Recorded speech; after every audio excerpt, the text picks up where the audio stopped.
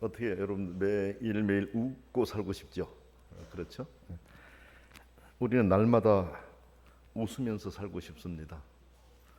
그런데 그렇게 되지 않습니다. 그 이유는 주변의 환경이 나의 기대와 나의 뜻대로 전개되지 않기 때문에 그렇습니다. 때로는 다른 사람들을 보면서 안타깝게 생각했던 일들이 나에게서 일어나기도 하고 나와 가까운 환경에서 일어나기도 합니다. 내 개인적인 일이 나로 웃을 수 없게 하는 경우도 있지만 때로는 내가 몸담고 있는 공동체의 일로 인해서 웃을 수 없게 되는 경우도 있습니다. 어떤 경우는 내가 좋아해서 선택한 일이었지만 시간이 흐르면서 그 일이 나의 웃음을 빼앗아가는 경우도 있습니다. 그러나 우리는 그런 일들로 인해서 당황할 필요가 없습니다. 그것이 바로 우리가 사는 세상의 현실이기 때문에 그렇습니다. 나만이 아니라 모든 사람이 같이 겪고 가는 길이기 때문에 그렇습니다. 우리가 살면서 통과해야만 하는 하나의 과정이라고 생각하면서 정신을 놓지 않는 것이 중요합니다. 내 마음의 자세가 중요하다라는 것입니다. 더욱이 우리는 우리의 주인이신 하나님을 소망하며 사는 그리스도인들입니다.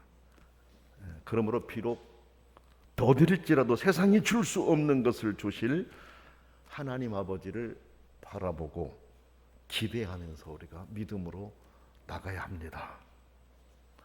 오늘 주신 말씀을 통해서 우리는 그 사실을 다시 한번 더 확인할 수가 있습니다. 죽도록 사랑했던 사람, 누구를? 하나님을. 그렇죠? 하나님을 죽도록 사랑했던 에레미야 선지자의 고백을 통해서 오늘 나와 나의 어떤 상황을 보게 하고 또한 그 안에서 나를 향하신 희망을 바라보게 합니다. 자기의 삶 모든 것을 내려놓고 하나님만 바라보면서 하나님의 일에 몰두했던 그 선지자의 고백을 통해서 오늘 나의 모습을 보게 된다는 것입니다. 그 내용을 우리가 하나 둘 살펴보겠는데, 첫째는 여기 선지자는 자신이 겪은 현실에 관해서 소상하게 말합니다. 1절에서 18절의 내용을 보면 그렇습니다. 그러나 여기서 우리가 알아야 할 것이 있는데 그게 뭐냐? 이 선지자가 자신이 당하는 처지를 말하고 있는 것이 하나님을 향해서 원망하려고 자기가 당하고 있는 처지를 그렇게 말하고 있는 게 아니라는 것입니다. 함께 고통받는 사람을 격려하기 위해서 자기 자신의 형편에 대해서 말하고 있다는 점입니다. 어떤 사람들이 힘들어하고 있을 때 나의 힘든 이 삶의 모습, 하나님을 사랑하는 자이지만은 그럼에도 내가 겪고 있는 이 아픔의 모습, 이것을 말함으로 다른 사람들에게 힘을 주고 싶었던 거예요. 자신이 겪고 있는 현실을 마음에 담고 하나님만 바라며 살 수 있지만 주변에 힘들어하는 사람들을 보면서 그들에게 자신이 당한 일을 말해줌으로써 그들로 인해 아픔의 순간을 이겨내도록 돕고자 했던 것입니다. 우리가 경험한 대로 빈틈이 하나도 없어 보이고 아무런 어려움도 없이 사는 것처럼 보이는 사람에게는 마음을 열어서 말하기가 쉽지 않습니다.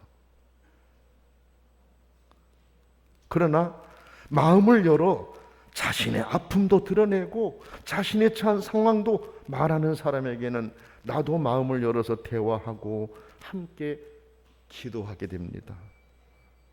왜? 같은 사정이라고 하는 것을 서로 알아가기 때문에 그렇습니다.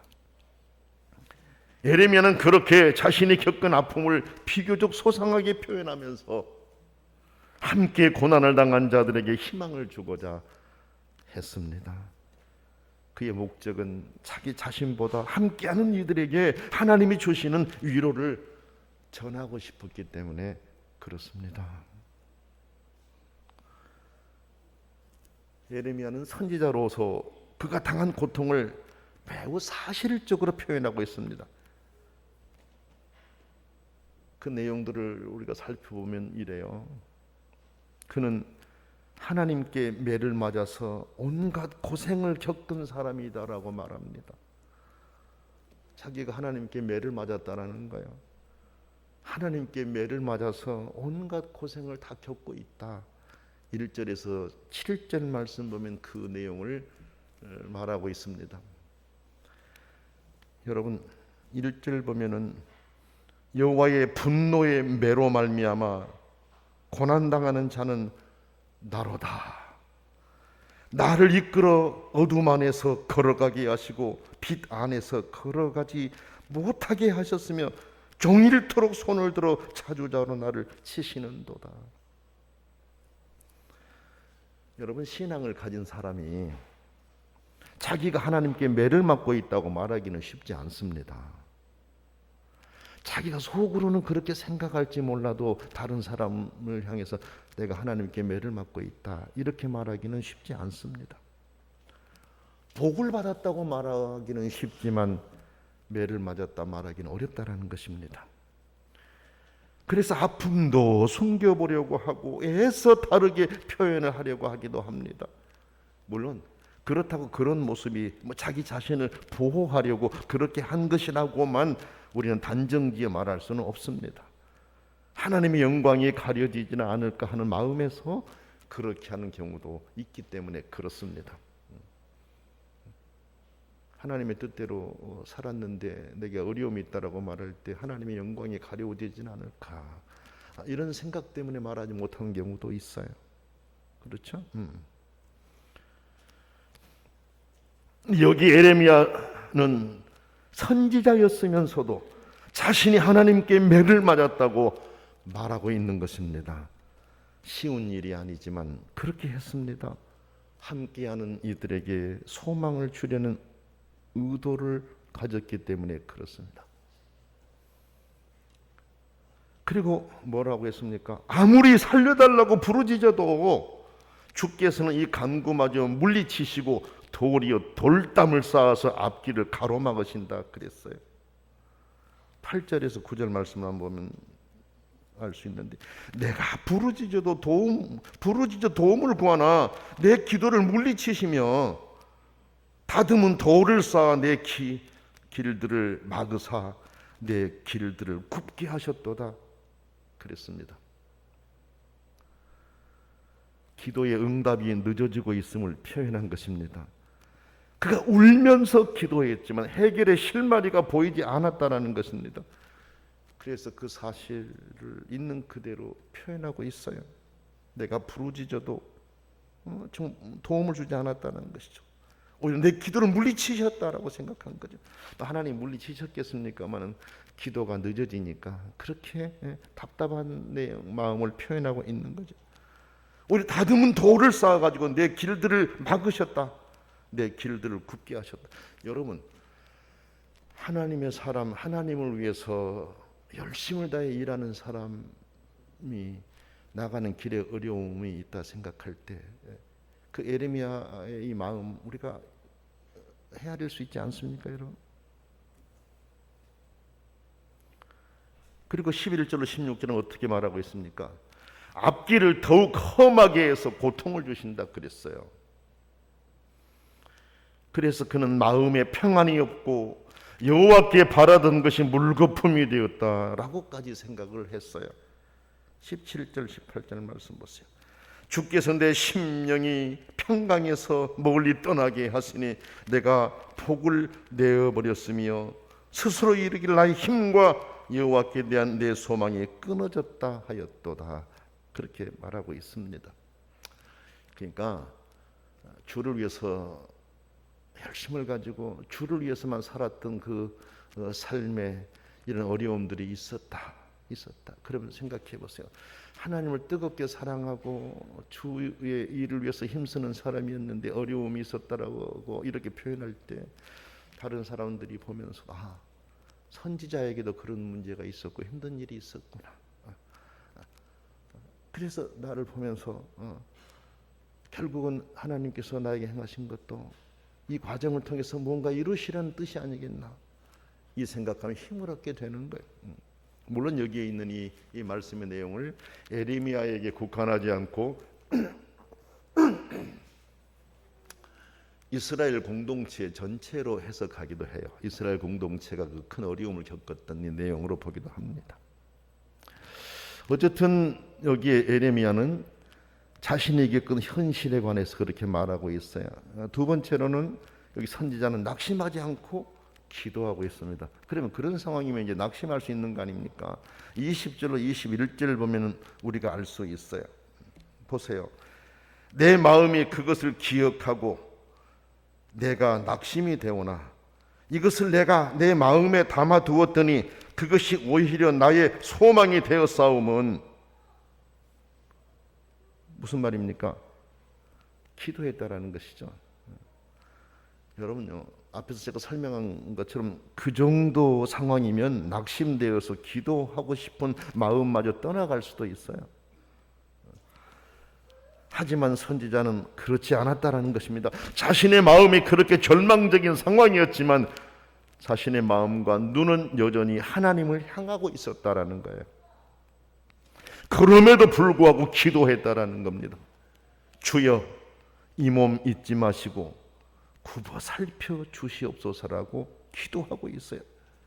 절망 중에 기도하라고 하지만 절망이 깊어지면 기도하기가 더욱 어려워질 수가 있습니다. 그러나 하나님을 향한 믿음이 깊은 성도는 그 아픈 절망이라고 생각되는 상황에서도 주님을 향한 기대를 절대로 놓지 않습니다. 하나님이 좋은 것을 준비하실 것이라는 확신이 있기 때문에 그렇습니다. 그래 에레미야는 자신이 그 고통과 아픔에 있었다라고 하는 것을 말하면서도 나는 그럼에도 불구하고 기도했다. 이 몸 잊지 마시고 굽어 살펴 주시옵소서라고 기도했다라는 것입니다. 에레미야 선지자를 통해서 우리가 배울 수 있는 것이 있잖아요. 그렇죠? 우리가 기도하고 매달리고 열심히 하는데 어려움이 올 때 내가 기도를 한다는 의미가 있을까? 그래서 기도의 끈을 우리가 놓으려고 할 수 있는데 그래서는 안 된다라는 것이죠. 더 강하게 하나님께 매달리고 기도해야 된다라는 것입니다. 세 번째로는 21절로 33절인데 하나님의 위로를 갈망합니다. 선지자가 하나님의 위로를 갈망하는 힘은 그의 기도에 있습니다. 기도하는 자는 희망을 봅니다. 그리고 하나님이 주실 것을 바라고 기대합니다. 이 선지자가 그랬습니다. 선지자는 하나님을 이렇게 높입니다. 주 여호와의 사랑 다함 없고 그 자비 가실 줄 몰라라. 그 사랑 그 자비 아침마다 새롭고 그 신실하심 그지없어라. 우리 성경을 좀 쉽게 번역한 내용을 가지고 여러분에게 읽어드린 겁니다. 주 여호와의 사랑 다함 없고 그 자비 가실 줄 몰라라. 그 사랑 그 자비 아침마다 새롭고 그 신실하심 그지없어라. 그렇게 고통 속에 하나님께서 자기 자신을 매를 때리고 버렸다고, 기도도 듣지 않고 오히려 앞길을 막아버렸다라고, 그런 상황이었다라고 고백했으면서도 여호와의 사랑이 다함이 없다. 그죠? 아침마다 자비가 새롭고 신실하심이 그지없다라고 표현하고 있어요. 어떻습니까, 여러분? 그가 겪은 아픔은 말로도 할 수 없었지만은 그는 기도하였고 하나님을 이렇게 높이며 찬양하고 있는 것입니다. 그 안에 하나님을 향한 기대가 있었고 전능하신 아버지가 나를 사랑하신다라고 하는 확신이 있었기 때문에 그렇습니다. 나를 사랑하신다는 확신이 없다면 그렇게 할 수가 없겠죠. 그렇지 않습니까, 여러분? 그래서 그는 나의 목숨 곧 여호와시라 24절에서 그렇게 고백합니다. 다짐하고 있습니다. 하나님을 기다렸습니다.